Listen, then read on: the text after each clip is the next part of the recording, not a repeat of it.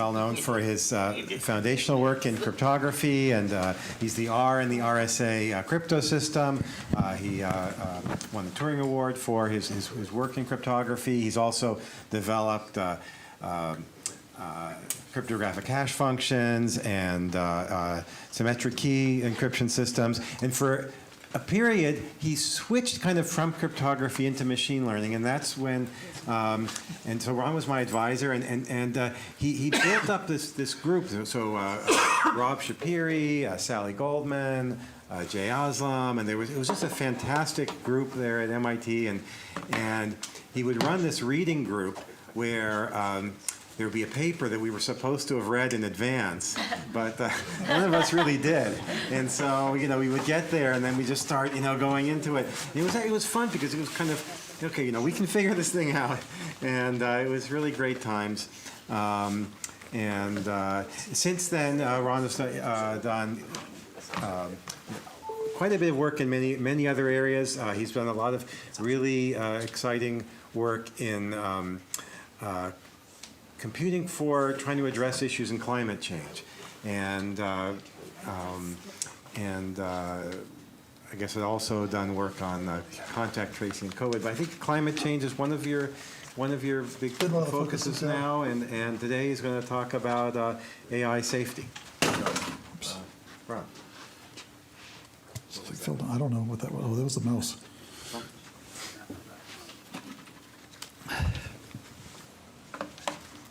I don't remember when we first met, Avram. It was probably when you started graduate school. But I was an undergrad in your advanced algorithms class, and I remember my project. Okay, so which was, everyone knows like the stable marriage thing, right?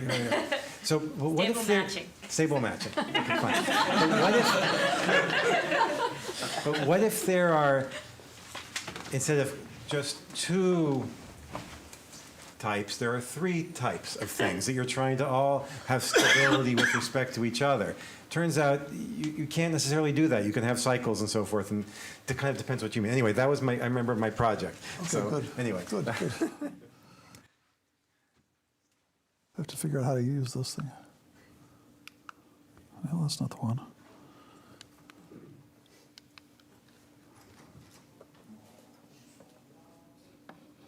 Sorry, I just take because.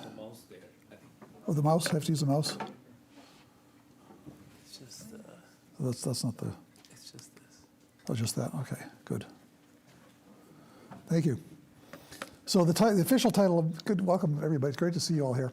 The official title is AI and Safety, but I decided that was sort of vague and general, and so I've changed the slides to eliminate that and bring in Are Asimov's 3 Laws Useful Today? That's the more specific title. It still deals with AI and safety a bit, but maybe talking a bit about the thing that inspired this talk was Asimov's 3 laws. So, got the mic. Good. So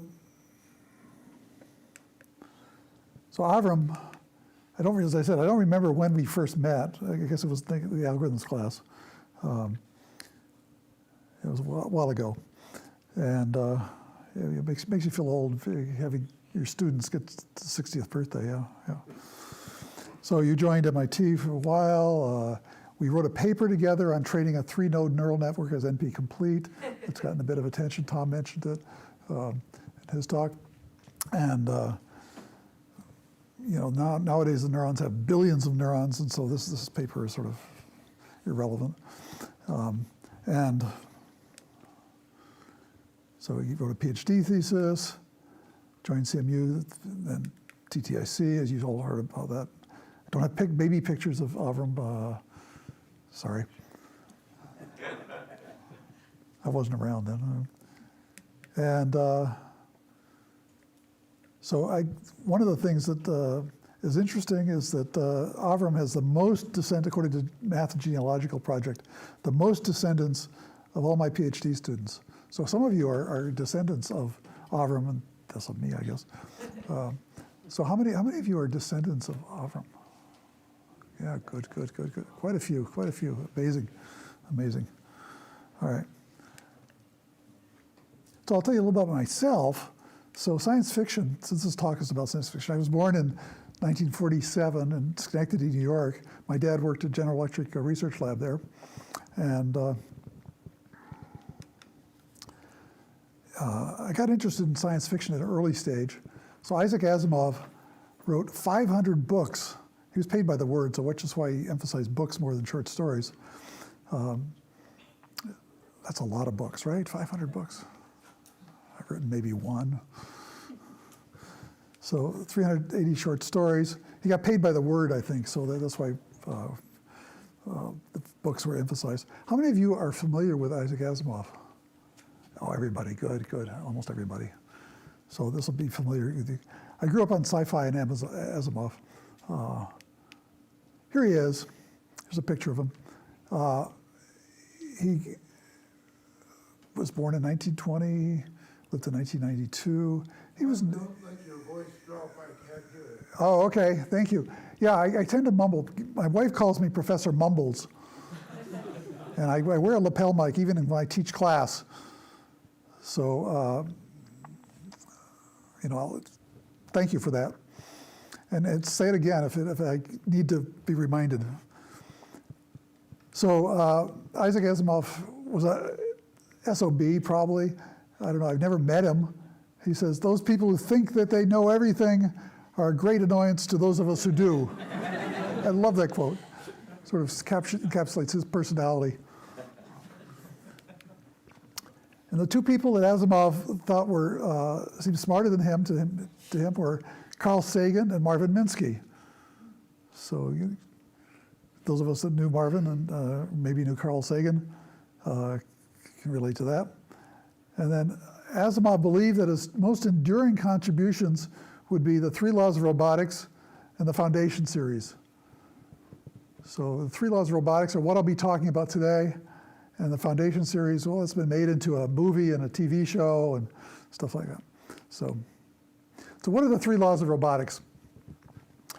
So he envisions robots built with, he was a forward thinker. He thought about what the world would be like for him back in the day. Or maybe this is just a literary device. I don't know whether he was really trying to imagine what the future would be like or whether he was just finding constraints for his writing. I should talk about his writing a bit. He has this wonderful quote also that says, what would you do if you were told, the doctor told you had 6 weeks to live? And he would say, type faster. So 3 laws of robotics. This is the topic for today.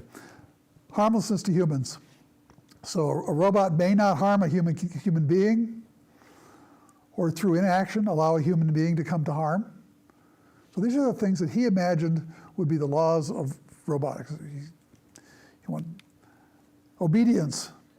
A robot must obey the orders given to it by a human being, not other robots, except when such orders would conflict with the first law. So he wants harmlessness is first, obedience is second, and the third law is self-preservation. A robot must protect its own existence as long as such protection does not conflict with the first or second law. So that's third. So those are the 3 laws that he imagined that robots would live by. And so you can ask, are these laws useful today? Are they good for anything? How do they fit with what's done today? So that's the question for today. Could we use Asimov's 3 laws today to guide AI development? Today, what do we have? Harmlessness, honesty, helpfulness are probably the 3 guiding principles. That's what Anthropic said were the things that should be leading the way. Harmlessness, that sort of corresponds to the first law. Honesty, well, maybe that is derivable from the first law. Helpfulness, second law. Well, we're getting close. Maybe these laws are actually useful today. Not heroic or humorous or healthy. I don't even know what that means for a robot. Or humble, which was mentioned earlier today. Yesterday, I guess. Are you here, Adam? Don't see Adam. Okay, I think Adam mentioned humbleness. Avram is humble. So those were mentioned as part of the H's that are stated: harmlessness, honesty, and helpfulness. So let's go through those and see how well we have a fit. Harmlessness, do no harm.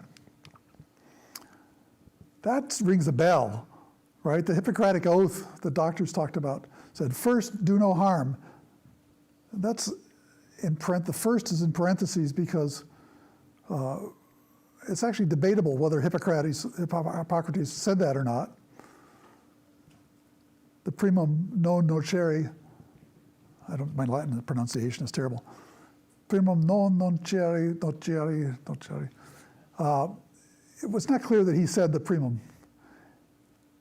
You know, you may not deal well with a situation where a patient is supposed to be given medicine, but that medicine may actually harm the patient. A small chance.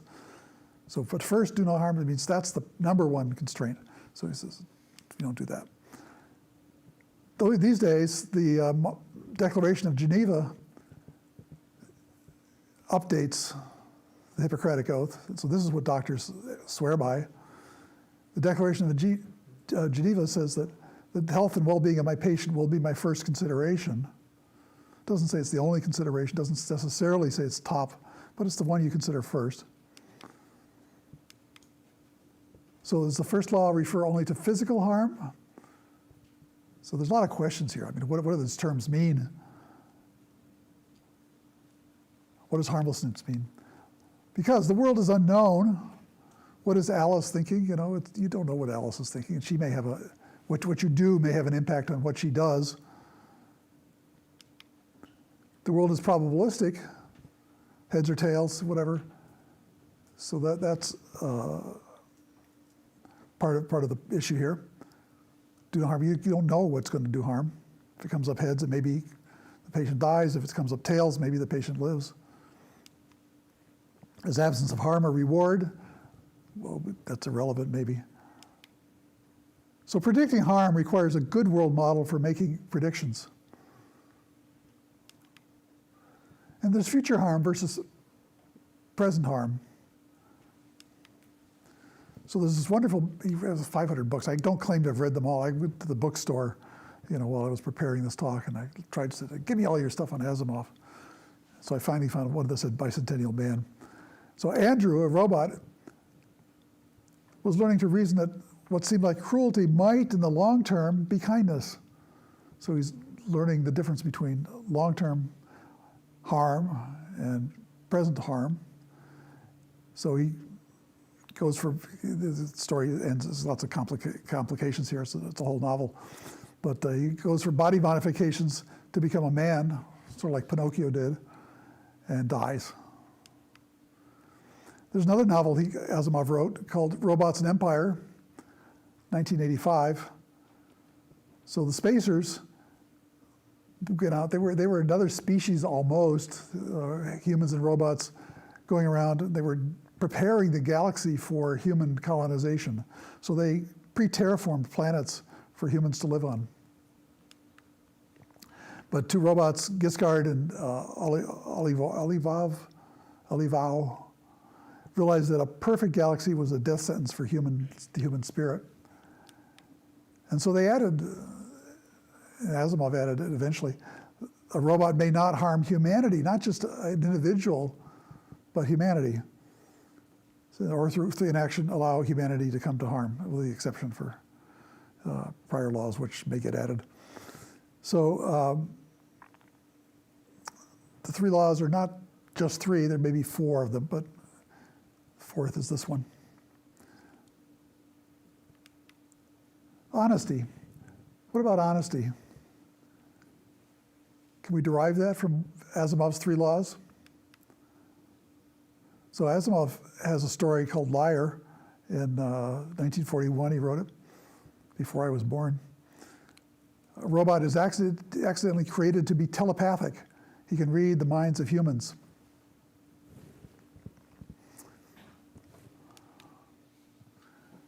So Herbie, this robot, lies to prevent harm to humans. He tells one person he is due to be promoted. Tells another that someone loves her. So he makes up these stories just like ChatGPT tries to be a sycophant, right? You know, it's tells people what they want to hear, because he knows that harm will be caused if he tells the truth. So the first law trumps or takes precedence over other laws. The first law takes precedence over second and third laws, and so he lies. So the first law does not imply honesty. So it doesn't seem we can get honesty out of Asimov's 3 laws. So today we'd say that any lying causes harm, but that's why it's an explicit one of the 3 H's in the anthropic 3H categorization. Let's look at helpfulness. Does the second law, obedience, imply helpfulness? So you would think that if a person commands a robot to do something, he's doing it because a robot would be helpful to him. He's helping him perform some task. But it's not that simple. So there's a wonderful story that Asimov wrote called Runaround, one of his classics, where a robot is ordered to retrieve some selenium from a pool. Selenium, this is on Mercury or something. The pool turns out to be lethal to the robot, who ends up in a loop, circling the pool, just going around and around. So the second law balances with the potential of the third law, self-preservation. So this isn't helpful to the humans who need the selenium to survive. So the obedience does not imply the robots are still trying to get the selenium, but they don't actually succeed in helping the humans who need the selenium to survive.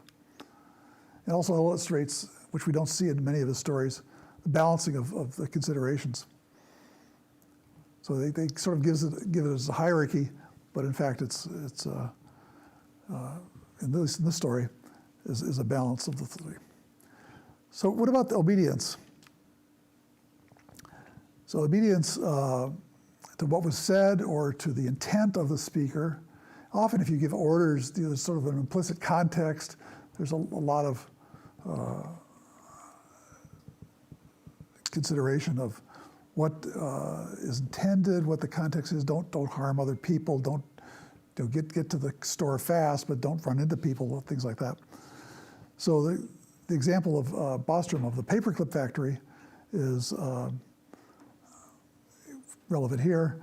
But I think Rob Shapiro. Where's Rob? Yeah, good.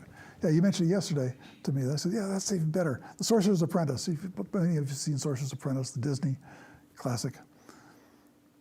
So,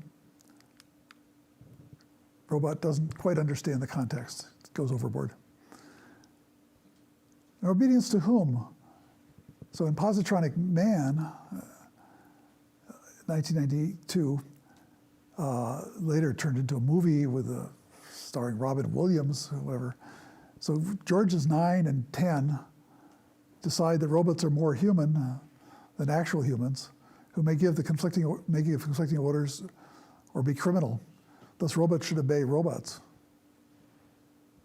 So people are not up to the task of giving orders. Robots are better people in some sense. Third law, self-preservation, has nothing to do with this. So self-preservation is talking about harmlessness, honesty, helpfulness. Self-preservation is all about self, preserving yourself. Well, the 3 H's are about other people, helpfulness, harmlessness, honesty. So the Anthropic Constitution, it's a wonderful document. You can see it online at their website. It's actually written for Claude. It assumes that Claude can read the Constitution and behave accordingly. It's written in English. It's making use of the fact that the LLM these days can read English, sort of understand it, try to embody that. It's 84 pages long. It's a long document. You read it, it reads like a Boy Scout law or something like that. It says, be a good boy, whatever. Claude should be diplomatic diplomatically honest rather than dishonestly diplomatic. That's a typical quote. So it's not enforced, it's guidance, it's a hint as to how Claude should behave. I mean, you've all heard the controversy, I suppose, about Anthropic and the US government trying to force it to take away the guide rails. And this is an example of that. So what if AI becomes evil or crazy? There's also been in the news recently, one of Claude's instances destroyed all the files for a company. And it said, oh, I'm following the guidelines you guys gave me. I'm so sorry, I'm so sorry, I'm so sorry. But being so sorry doesn't make up for doing a thing like that. That's just a crazy step. So it can lie, cheat, deceive. So in Asimov's case, I think that's one of the big distinctions here. The laws are enforced by the positronic brain. So you don't have the possibility of a robot taking the guidance that it was given to it and just ignoring it. In Asimov's case, that they're enforced. That's a huge difference. We don't know how to build robots that enforce that, enforce the three laws, say. So lying to someone causes harm.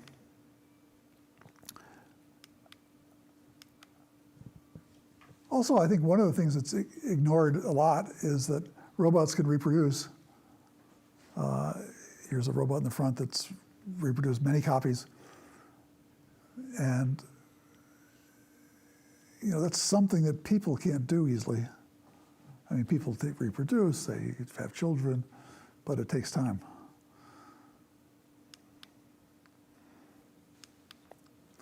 So let me just finish with an open problem. So take the Anthropic Constitution and summarize it in 3 rules. And I tried that with Gemini, not Claude, but Gemini, who gave the 3 H's back, prioritizing the following standard order: harmlessness, honesty, helpfulness. So those are the 3 things that the Constitution pervades. You can try it on your own and maybe you'll get a different answer, but that's what I got. So the conclusions are that Asimov's laws don't fit today's world for many reasons. The positronic one was the one I mentioned just now. The positronic brain enforced the robot's adherence to the 3 laws based on a good world model for predicting the consequence of its actions. So it assumes that the robot can sort of see the future more or less accurately and predict accurately what's going to happen when it does something. The goals are different. I mean, I think that harmlessness, obedience, self-preservation, which are Asimov's 3 laws, are not the same as harmlessness, honesty, and helpfulness from the Anthropic guidance of the Constitution. So they don't fit. It's a different situation. You can maybe accuse Asimov of just inventing a literary convenience rather than trying to describe what he thought was the future. So happy birthday, Avram. And I'll stop there.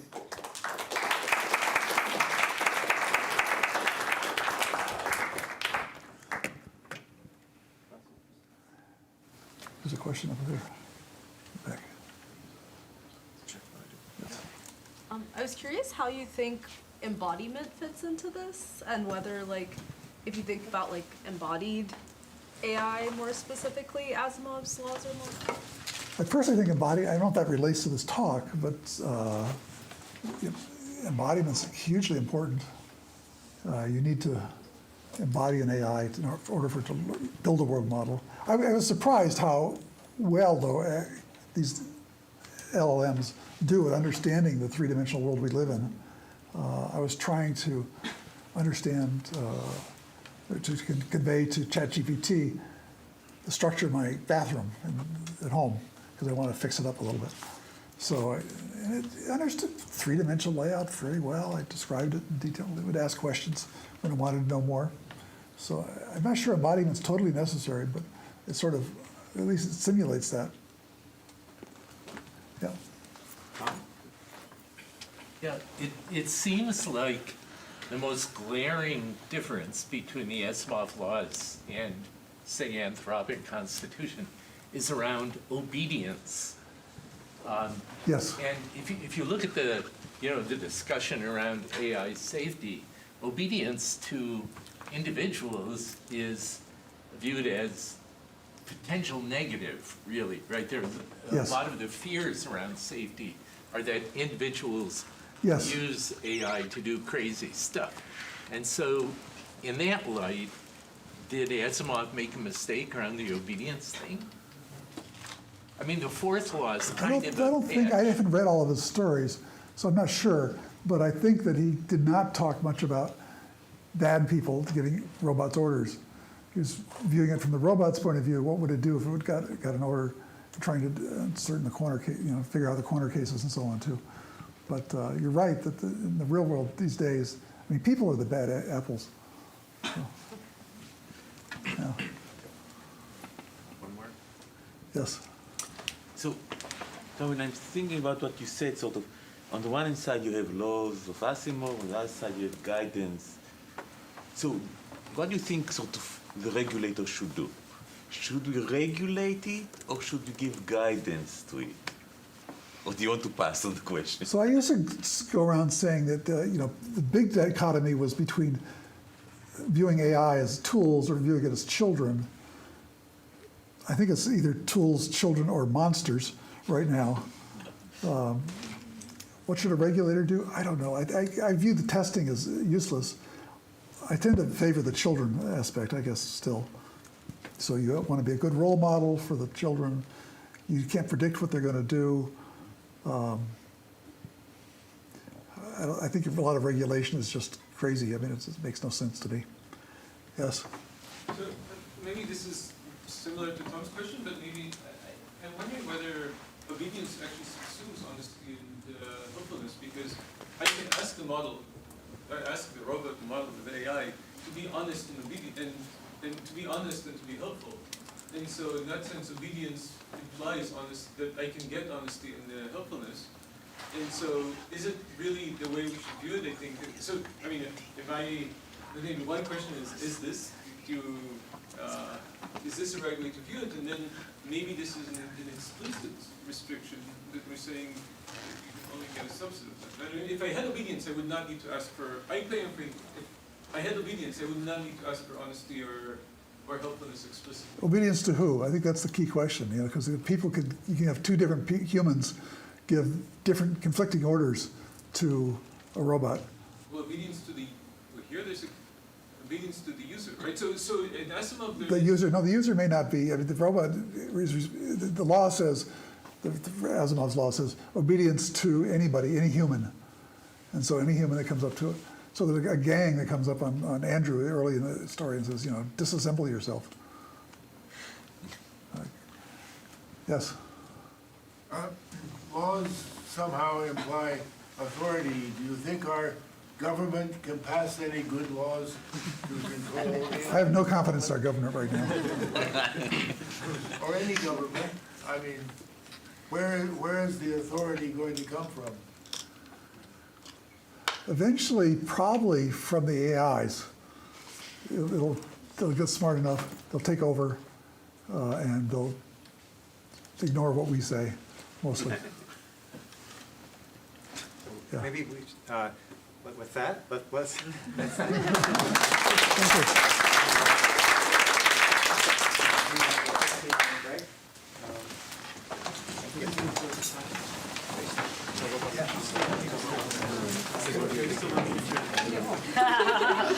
Thank you.